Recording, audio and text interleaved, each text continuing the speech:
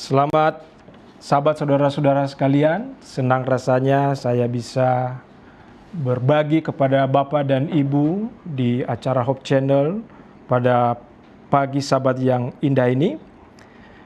Saya adalah seorang yang mempunyai komunitas untuk perencanaan keuangan bagi ibu-ibu dan juga anak-anak muda.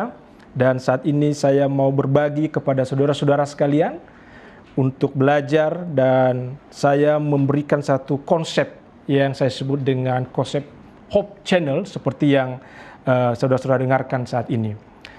Saudara-saudara, bagaimana kita akan belajar bersama selama beberapa menit ke depan, keluarga bisa lebih stabil secara finansial sekaligus hidup sesuai dengan nilai-nilai iman yang kita miliki. Saudara-saudara sekalian, keuangan sering menjadi salah satu topik yang menantang dalam berumah tangga. Banyak konflik yang terjadi dalam rumah tangga dipicu oleh masalah keuangan. Tapi saudara-saudara, pengelolaan keuangan yang bijaksana sebenarnya bukan hanya menyelesaikan banyak masalah, tetapi juga membawa kedamaian, keharmonisan di dalam keluarga. Sebagai orang yang beriman, yang percaya kepada Tuhan, kita yakin bahwa segala sesuatu yang kita miliki sekarang ini, itu adalah berkat dari Tuhan. Maka, tanggung jawab kita adalah mengelola berkat itu dengan bijaksana, sehingga keluarga kita bisa hidup dengan damai dan bahkan menjadi saluran berkat bagi orang lain. Saudara-saudara, lalu bagaimana cara kita mengelola keuangan rumah tangga kita dengan bijaksana? Hari ini saya akan memperkenalkan satu framework yang sederhana. Mudah-mudahan Anda gampang mengingatnya karena namanya sama dengan channel ini, namanya Hope Channel. Hope berbicara tentang pemasukan kita. Dari mana sumber uang kita berada. Sementara channel adalah panduan untuk mengelola pengeluaran kita, supaya kita tahu di mana uang kita itu pergi. Dengan memahami konsep ini, kedua konsep ini kita akan bisa memprioritaskan kebutuhan kita, menghindari utang yang mungkin berlebihan, dan memastikan bahwa kita setiap saat kita bisa setia kepada Tuhan di dalam pengelolaan harta yang kita miliki. Saudara-saudara, mari kita membayangkan ada dua rumah. Dua rumah ini sama-sama terang dengan daya lampu 200 watt. Tapi ada satu perbedaan penting.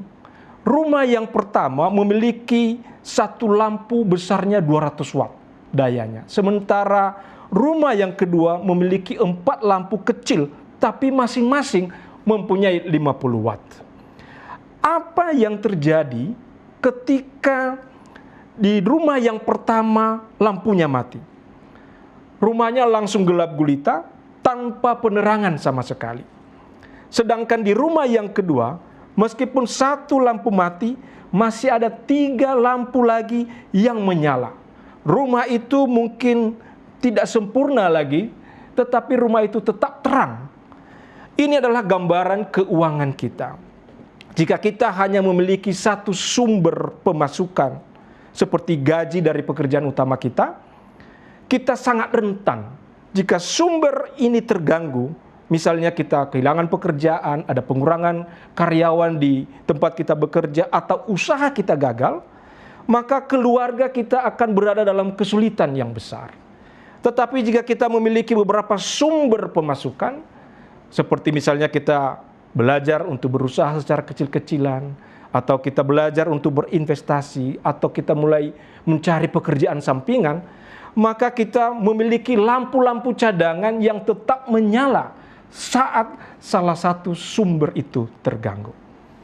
Saudara-saudara, Pengkhotbah 11 ayat 2 mengatakan, berikanlah bahagian kepada 7, bahkan kepada 8 orang, karena engkau tidak tahu malapetaka apa yang terjadi di atas bumi. Ayat ini menunjukkan kepada kita bahwa kita perlu membagi atau mendiversifikasi berkat-berkat yang kita terima. Prinsip ini juga sebenarnya berlaku di dalam pemasukan kita. Jangan bergantung hanya pada satu sumber penghasilan, tetapi kita berusaha untuk mencari peluang lain untuk menambah setiap pendapatan kita, sehingga keluarga kita lebih siap untuk menghadapi tantangan keuangan. Saudara-saudara, kita akan masuk kepada satu konsep atau framework, yaitu pemasukan, HOPE. HOPE. Ini akan membantu kita memahami di dalam mengelola pemasukan rumah tangga kita. HOPE ini adalah, saya kasih singkatan dari H itu adalah honorarium, O itu adalah other, P itu adalah passive income, dan E adalah extra income. Saudara-saudara, honorarium itulah H yang pertama, mudah mengingatnya. Honorarium adalah pendapatan utama yang kita terima, yang biasanya sumbernya itu adalah dari pekerjaan kita. Ini adalah menjadi tulang punggung keuangan keluarga. Contohnya gaji, saudara-saudara yang menerima dari pekerjaan tetap, atau fee kalau Anda seorang freelancer. Ya, bayangkan honorarium itu sebagai batang utama pohon yang menopang setiap cabangnya. Namun apa yang terjadi jika batang itu terganggu? Mungkin karena kita kehilangan pekerjaan, atau mungkin berkurangnya proyek. Karena itu kita perlu lebih memilih atau mencoba mencari lebih dari satu cabang pemasukan. 1 Timotius 5 ayat 18 mengatakan, seorang pekerja patut mendapat upahnya. Ini mengingatkan kita bahwa pendapatan utama adalah berkat dari Tuhan. Hasil dari kerja keras yang kita lakukan. Itu sumber penghasilan yang pertama, H. Yang kedua adalah O, other atau lain-lain. Kategori kedua other ini adalah pendapatan tambahan. Ini meliputi sumber pemasukan yang tidak rutin. Contohnya kita memulai bisnis kecil, kita jualan online, kita membuka catering, bahkan mungkin kalau kita punya kendaraan, kita sewakan kendaraan.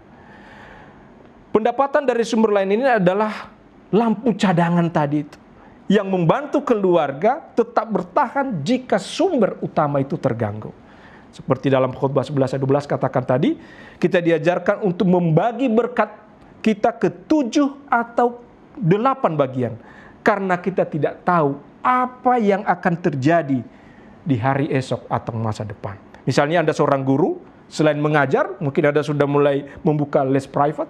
Atau jika Bapak Ibu memiliki keterampilan memasak, cobalah untuk belajar untuk menjual makanan. Pertambahan pendapatan ini sebenarnya tidak hanya mendukung keuangan kita, tetapi itu juga membuat kita, memberikan ruang kepada diri kita untuk berkembang, bertumbuh, dan bahkan untuk mengaktualisasikan diri kita. H, O, sekarang P. P adalah passive income. Passive income adalah pendapatan pasif. Ini adalah uang yang kita hasilkan tanpa harus bekerja secara aktif setiap saat. Contohnya kita misalnya belajar untuk berinvestasi. Ya, kita atau sudah mulai belajar untuk bagaimana kita bisa membeli properti lalu menyewakannya. Kita belajar untuk membeli saham lalu kita mendapatkan dividen dari situ, atau kita ada tabungan kita tanamkan di deposito. Pendapatan pasif ini dikatakan seperti sungai yang terus mengalir. Meskipun Anda sedang tidak bekerja, uangnya terus mengalir. Ini adalah hasil dari kebijaksanaan dalam mengelola apa yang telah Tuhan percayakan kepada kita. Masih ingat perumpamaan tentang talenta dalam Matius 25 ayat 14-30? Dalam perumpamaan ini dikatakan, hamba yang bijak, dia menggandakan talenta yang diberikan kepadanya. Ini menunjukkan dan mengajarkan kita untuk mengembangkan apa yang kita miliki sehingga menghasilkan lebih banyak lagi. Sekarang H sudah, O sudah, P sudah, sekarang E, extra income. Saudara-saudara, sebagai orang yang percaya kepada Tuhan, kita percaya bahwa ada pendapatan yang tidak terduga. Ada berkat mungkin yang diberikan Tuhan kepada kita. Itu misalnya kita dapat bonus dari pekerjaan, kita dapat hadiah, ya, uang komisi, ya. Dalam Ulangan 8 ayat 18 kita diingatkan bahwa Tuhanlah yang memberikan kekuatan untuk menghasilkan kekayaan.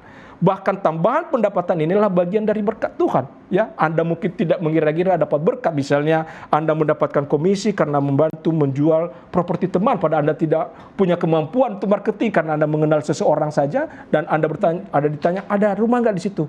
Anda bisa menjadi orang yang menyambungkan dan Anda mendapatkan komisi karena itu. Atau Anda memenangkan hadiah lomba. Pendapatan ini mungkin tidak rutin, tetapi Tuhan kadang-kadang atau sering sekali pada orang-orang yang percaya kepada Tuhan ada extra income yang diberikan Tuhan kepada mereka.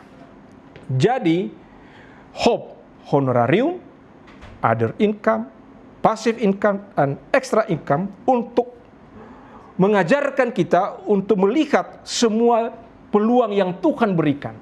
Jadi kita jangan hanya mengandalkan satu sumber pemasukan, tapi mari kita berusaha untuk mengembangkan ya berbagai sumber seperti batang dan cabang pohon yang saling menopang. Saudara-saudara, kita sudah belajar mengenai framework hope. Saatnya kita masuk ke bagian kedua, yaitu channel. Ya, kalau hope tadi membantu kita untuk melihat dari mana uang masuk, sekarang channel akan membantu kita untuk memastikan uang yang kita keluarkan itu mengalir terencana dengan bijaksana. Channel itu singkatan dari C itu cicilan, H itu harian, A itu asuransi dan tabungan, N itu nilai spiritual, N yang satunya non-rutin, E edukasi, dan L-nya itu liburan dan rekreasi. Mari kita lihat satu persatu. C, cicilan. Saudara-saudara, cicilan adalah bagian penting dari pengeluaran, khususnya jika keluarga memiliki utang, ya. Misalnya Anda memiliki utang KPR, kendaraan, atau pinjaman usaha. Idealnya, ya, para perencana keuangan untuk cicilan atau hutang ini maksimum, ya, jangan sampai melebihi dari 30% dari pendapatan rutin kita setiap bulannya. Amsal 22 ayat 7 mengatakan bahwa orang kaya menguasai orang miskin, yang berhutang menjadi budak dari yang menghutangi. Ini mengajarkan kita untuk berhati-hati dengan hutang. Jika kita memiliki cicilan, usahakan utang itu adalah utang produktif. Seperti misalnya Anda membeli rumah atau untuk pendidikan, bukan untuk gaya-gaya hidup, ya. Saudara-saudara, buatlah prioritas di dalam keuangan Bapak dan Ibu sekalian. Lunasi cicilan dengan disiplin, ya. Dan jika memungkinkan, hindari untuk mengambil utang baru sebelum cicilan yang lama selesai. Itu C. H, harian. Harian ini adalah mencakup pengeluaran kita sehari-hari yang rutin untuk kebutuhan pokok kita seperti makanan, transportasi, listrik, air, pulsa, internet. Dan biasanya ini adalah mengambil porsi yang sangat besar dalam pengeluaran kita.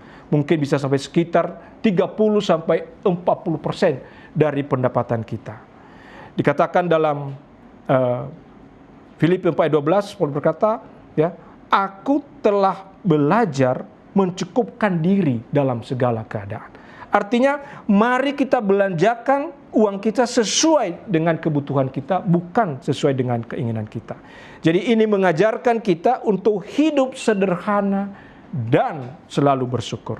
Untuk mengetahui hal ini, ya, bapak-bapak dan ibu-ibu, mungkin ibu rumah tangga, mulailah mencatat pengeluaran bapak ibu, ya, dalam 1 bulan. Nanti Anda akan melihat tipikal pengeluarannya itu bagaimana. Kita bisa melihat pengeluaran yang bisa kita kurangi, seperti makan di luar rumah, atau kita menggunakan listrik, ya, dengan sangat boros. Itu sangat membantu kita melihat bil-bil yang kita cek setiap saat, ya. Sekarang C sudah, H sudah, sekarang A, asuransi dan tabungan. Dalam perencanaan keuangan, keluarga yang bagus, mereka mempunyai asuransi dan tabungan untuk proteksi keuangan mereka. Asuransi melindungi dari risiko kalau misalnya kita sakit, ada asuransi kesehatan, ya. Sementara tabungan memastikan kita memiliki cadangan untuk masa depan kita. Amsal 6 ayat 6-8 memberikan contoh dari semut yang selalu berusaha untuk mengumpulkan makanan di musim panas untuk menghadapi musim dingin. Artinya kita juga harus memiliki dana-dana darurat ya. Artinya kalau boleh idealnya setara 3-6 bulan pengeluaran. Jadi kalau ada something happen, kita sudah siap. Dan secara praktis dianjurkan kalau boleh 10-15 menit dari pendapatan kita untuk tabungan dan asuransi. Jika belum mampu, mulailah dari persentase yang kecil, jumlah yang kecil, tetapi tetap konsisten. N, nilai spiritual. Sebagai orang yang percaya kepada Tuhan, kita percaya apa yang dikatakan oleh Maliakhi 3 ayat yang ke-10. Bawalah seluruh persembahan persepuluhan ke dalam rumah perbendaharaan Tuhan, supaya ada persediaan makanan di rumahku. Dengan memberi persepuluhan, kita mengakui bahwa berkat-berkat dari Tuhan itu adalah berasal dari Tuhan. Ya, nilai ini, spiritual ini mencakup pengeluaran yang mendukung iman kita. Saudara-saudara, mengalokasikan uang untuk nilai spiritual ini mengajarkan kita untuk tidak hanya bergantung kepada materi semata, tetapi percaya bahwa Tuhan akan mencukupkan kebutuhan kita. N yang satu adalah nilai spiritual yang tak terduga. Jadi pengeluaran yang jarang terjadi, tapi kita bisa mengeluarkan 5-10% untuk keperluan ini. Dan E adalah nilai edukasi. Kita harus memikirkan biaya pendidikan kita, pelatihan kerja, sehingga itu bisa meningkatkan kemampuan kita. Saudara-saudara, dan yang terakhir adalah liburan dan rekreasi. Liburan dan rekreasi ini untuk menjaga keharmonisan keuangan keluarga kita. Kita harus juga mengalokasikan dana untuk liburan keluarga, makan di luar, atau perayaan-perayaan hari besar. Jadi saudara-saudara sekalian, apa manfaat bila mana kita menggunakan Hope Channel ini dengan membagi pengeluaran seperti keluarga, keamanan finansial, perlindungan jangka panjang, dan keseimbangan hidup, stabilitas spiritual. Tuhan Yesus memberkati kita. Amin.